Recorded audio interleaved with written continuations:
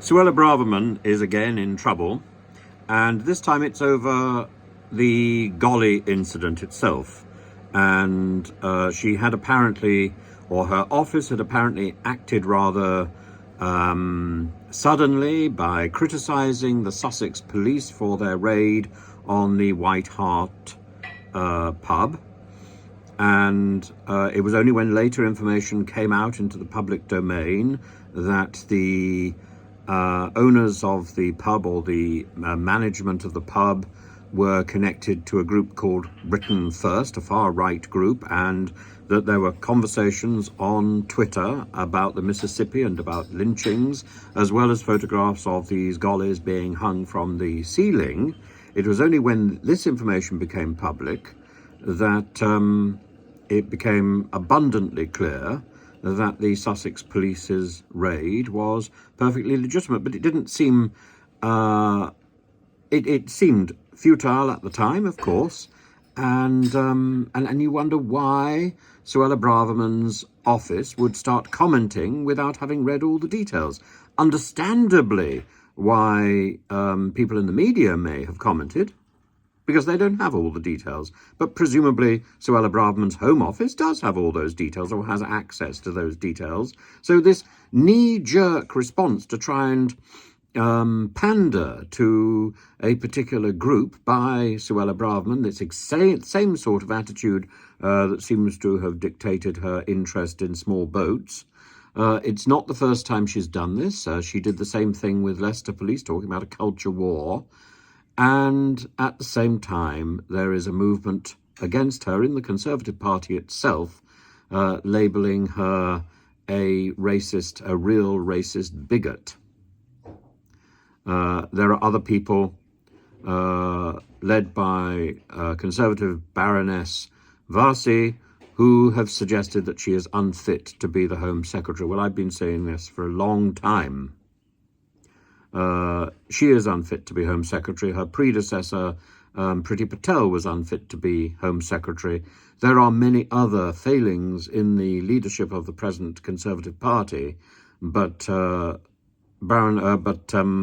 Varsi has identified something which was particularly of concern.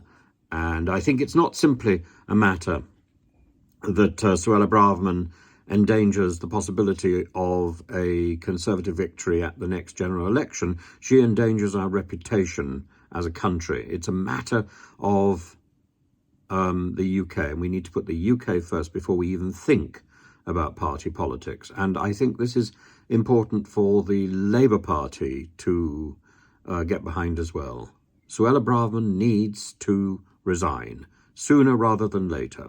Almost all the policies that she's putting forward are seriously flawed and need to be abandoned.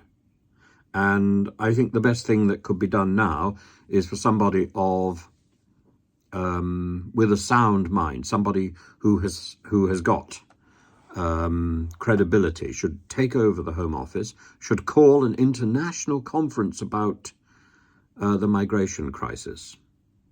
And we should rely on that to solve our problems. Because without international cooperation, this crisis, which is at the moment localized, we are feeling the pinch in Britain, perhaps. But it can only get worse and worse and worse. And we have to reconcile an outdated 1951 refugee convention with the problems that we face today. We have to reconcile even the Dublin III convention with what Europe, for example, is facing today. That Dublin III, we no longer subscribe to that because we're no longer part of Europe. But the principle of it, the principle of non-refoulement, of people looking to the first safe country to appeal for asylum and so on, this is language that the Conservative Party Home Secretary is still using, and misusing, of course. But it is language which is relevant. And we need to know how people can apply for asylum, perhaps even before they leave their own country, or perhaps while they are en route to another country. because trying to cross the English Channel is dangerous. Trying to cross the Mediterranean is dangerous. And we ought to have systems in place to not only deter people, but to save people, to ensure that their lives are not put in danger because of a knee-jerk political response from the extreme right. The idea that people should be dying for political beliefs is outdated and wrong. We should not be persecuting people because we are endorsing a particular political creed. No. The only creed that we should endorse is that all people's lives are sacred, and we should make sure